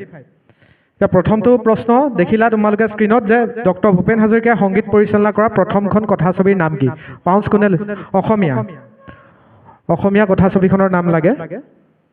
প্ৰথমখন সংগীত পৰিচালনা কৰা প্ৰথমখন বোলছবিৰ নাম লাগে। পাউঞ্চ কোনে কৈছে? যেনেকে নহওক তেওঁ প্ৰথম কৰাখন লাগে অসমীয়া। পাউঞ্চ লৈছিলে -10 +10 মায়া +10 মুখা আৰু কৰিছিলা কোনোবাই? কৰিছিলা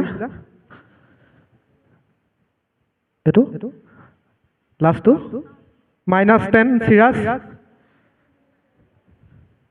চিলা -10। সুধিছিলোঁ কাক? তোমালোকক।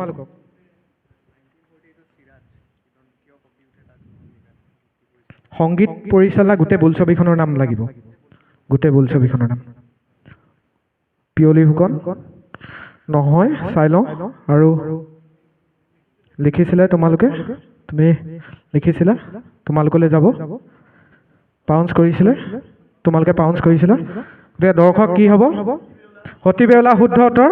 এটা হাত চাপৰি তেওঁলোকে দিছে। অসমীয়াই কৈছিলোঁ, মই অসমীয়া কৈয়ে দিছিলোঁ। ডাইৰেক্টৰ ঠিক আছে, অসমীয়া হয়। তুমি দিলীপ দত্তৰ যিখন জীৱন ৰথ সেইখন পঢ়িবা, তাত ডিটেইলছ দিয়া আছে। দিলীপ কুমাৰ দত্তৰ এখন ভূপেন হাজৰিকাৰ সংগীত ৰথ আৰু গীতি সমগ্ৰ বুলি এখন আছে, তাত ধুনীয়াকৈ লিখা আছে। প্ৰশ্ন নম্বৰ 2, অনা অসমীয়া শিল্পীয়ে একক কণ্ঠত গীত পৰিৱেশন কৰা প্ৰথম অসমীয়া ছবি আছিল ভূপেন হাজৰিকাৰ এৰাবাটৰ সুৰ। গীতটো কি আছিল আৰু কোনে পৰিৱেশন কৰিছিল? অনা অসমীয়া শিল্পী মানে বুজি পাইছা নহয়? বাহিৰা শিল্পী। পাউঞ্চ কোনে কৰিছে? বাঁহী কৰিছে। লিখি আছা? প্ৰতিধ্বনি আছিলে পোনপটীয়া, কিন্তু পাউঞ্চ কৰিছে দুটা দল। প্ৰতিধ্বনি বাঁহীয়ে কৰিছে আৰু কোনে কৰিছে? চিলা আৰু কোনেও নাই কৰা। 3টা দলে কৰিছে। মই চাই লওঁ। তোমালোকৰ ডাইৰেক্ট আছিলে প্ৰতিধ্বনি। তোমালোকৰ চাই লওঁ। গানটো পাৰিবা নাই? মাৰ্কছ নাকাটো, ঠিক আছে। তুমি পাৰিবানে নোৱাৰা? পটাপট লিখা। মাইনাছ নকৰোঁ, কিয়নো পাৰ্ট পাৰিছা। নোৱাৰা, ঠিক আছে। নাই, মই তেওঁলোকক মাৰ্কছ নিদিওঁ। +10 চিলা নাই লিখা, ঠিক আছে। এটা চান্স দিছোঁ বাৰু।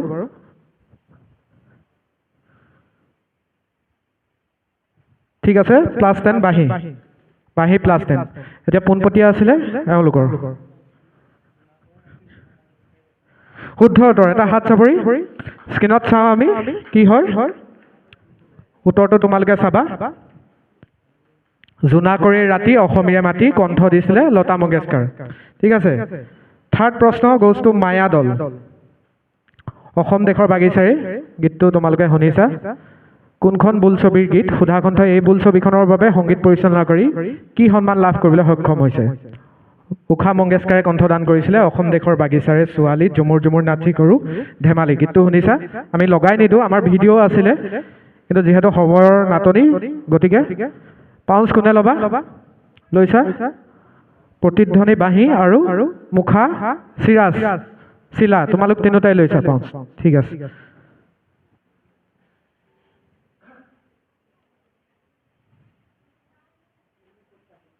+10 বাঁহী,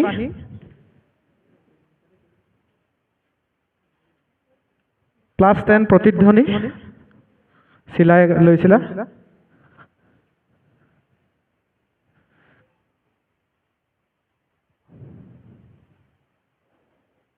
অলপ স্পেচিফিককৈ লিখিব পৰা নি মই চাই লওঁ, হেৰি নিদিওঁ বাৰু। +10 চিৰাজ, +10 মুখা। তোমালোকে স্পেচিফিক লিখিছা নেকি চাই লওঁ। তোমালোকৰ পাৰ্ট হৈছে, মই মাইনাছ নকৰোঁ, এটা হৈছে আৰু পোনপটীয়া কাক সুধিছিলোঁ? তোমালোকৰ আছে ডাইৰেক্ট।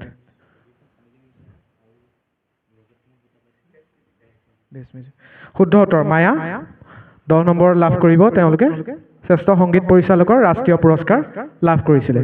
ঠিক আছে, তোমালোকৰ সেই ছেকেণ্ড পাৰ্টটো হোৱা নাছিলে, সেইবাবে তোমালোকে প্ৰথমটো পাৰিছিলা, মাৰ্কছ কটা নহয়। এতিয়া পোনপটীয়া প্ৰশ্ন চিলাৰ, এইটো পাউঞ্চ ল'বনে কোনোবাই? যে সুধাকণ্ঠ ডক্টৰ ভূপেন হাজৰিকা, নটসূৰ্য ফণী শৰ্মা আৰু কলাগুৰু বিষ্ণুপ্ৰসাদ ৰাভাই একেলগে অভিনয় কৰা একমাত্ৰ অসমীয়া বোলছবিখনৰ নাম কি? পাউঞ্চ লৈছে। পাউঞ্চ লৈছা?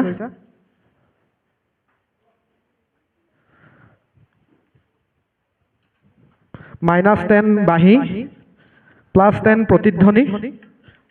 চাওঁ কি লিখিলা? প্ৰতিধ্বনি, ঠিকে আছে। +10 পাউঞ্চ লৈছিলা। -10 মায়া, পাউঞ্চ লৈছিলা। তোমালোকে লৈছিলা। +10 চিৰাজ, তোমালোকৰ পোনপটীয়া আছিলে, ডাইৰেক্ট কুৱেশ্যন আছে। শুদ্ধ উত্তৰ, তাৰ হাত চাপৰি চিৰাজ, আৰু শুদ্ধ উত্তৰ হৈছে চিৰাজ। দেখিছানে? হ'ল সকলোকে মাৰ্কিং। আৰু এতিয়া পোনপটীয়া প্ৰশ্ন চিৰাজ দললৈ। বুকু হম হম কৰে মোৰ আই, এই বিখ্যাত এই গীতটি ভূপেন হাজৰিকাদেৱে সংগীত পৰিচালনা কৰা এখন বোলছবি। বোলছবিখনৰ নামটো লাগে। কোনখন বোলছবিত এই গীতটো আছিলে? পাউঞ্চ লৈছা? কোনে কোনে লৈছা? বাঁহী, প্ৰতিধ্বনি আৰু কোনে কোনে লৈছা? হাত দাঙা। আৰু চিলা। তিনিটা হৈ গ'ল আৰু পাউঞ্চ কাউণ্ট নকৰোঁ। ঠিক আছে, ঠিক আছে, চাই লওঁ। আৰু ডাইৰেক্ট কুৱেশ্যন আছিলে। ঠিক আছে, কোৱাচোন। মণিৰাম দেৱান, শুদ্ধ উত্তৰ। এওঁলোকেও ++ পাব। পাউঞ্চ কৰিছিলা? তোমালোকৰ লিখিছিলা নে? ঠিক আছে, এওঁলোকৰ +10 চিলা, বাঁহী, প্ৰতিধ্বনি আৰু চিৰাজ, গোটেইকেইটাই 10 পাব। মণিৰাম দেৱান লিখিছিলা নি তোমালোকে? এইটো ভুল উত্তৰ, এওঁলোকে মাইনাছ খাব। মণিৰাম দেৱানেই আছিলে। ইয়াত ভুল হৈ আছে চাগে। ঠিক আছে, চৰি, ইয়াত এইটো ভুল হৈ গ'ল। নাম্বাৰ, এইটো নাম্বাৰ পাই গৈছে, চবেই 10 পাইছে। ইয়াত উত্তৰটো ভুল হৈ আছে। ঠিক আছে, ভুলকৈ লিখা হৈছে, হ'ব, ঠিক আছে। 5টো হৈয়ে গ'ল। 6, 6 নম্বৰ, ভূপেন হাজৰিকাই এখন বড়ো কথাছবিত সংগীত পৰিচালনা কৰিছিল। বোলছবিখনৰ নাম কি? শ্লাইডটো চাগে ইয়াত ৰদ বদল হৈ আছে, লাষ্টৰ ফালে এটা পিয়লি ফুকনৰ আছিলে, ৰদ বদল হৈ থাকিব পাৰে। ঠিক আছে, হ'ব। বড়ো কথাছবিত সংগীত পৰিচালনা কৰিছিল। লাষ্ট কুৱেশ্যন, মুখা দল। গতিকে তেওঁলোকৰ পোনপটীয়া প্ৰশ্ন, পাউঞ্চ কোনে কৰিছে? অকল তোমালোকে কৰিছা। শুদ্ধ উত্তৰ। এইটো যথেষ্ট টান প্ৰশ্ন, কিন্তু এওঁলোকে পাৰিছে প্ৰতিধ্বনি। আৰু কোনোবাই কৰিছিলা নেকি পাউন্স নাই কৰা মুখাৰ পোনপটীয়া আছিলে কি হ'ব 5 বাঁহী প্ৰতিধ্বনিয়া দিলে মায়া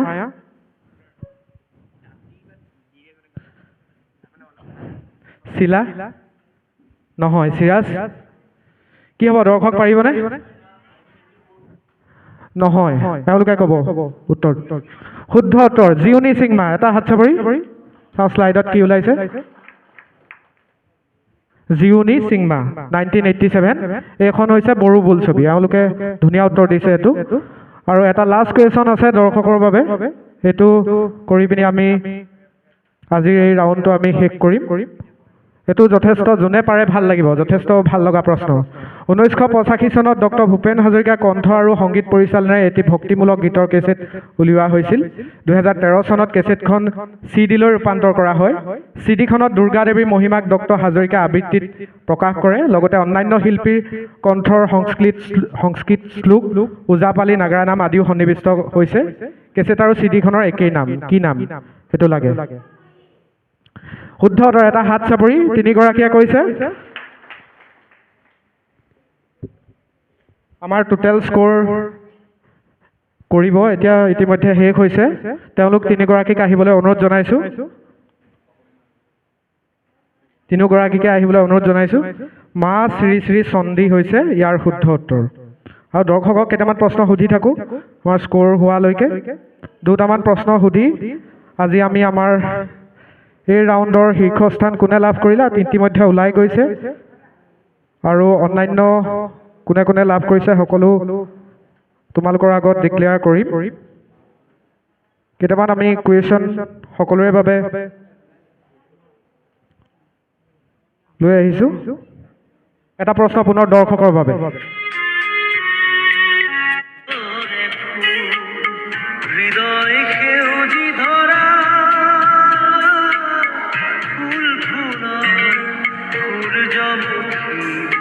প্ৰিয়তমা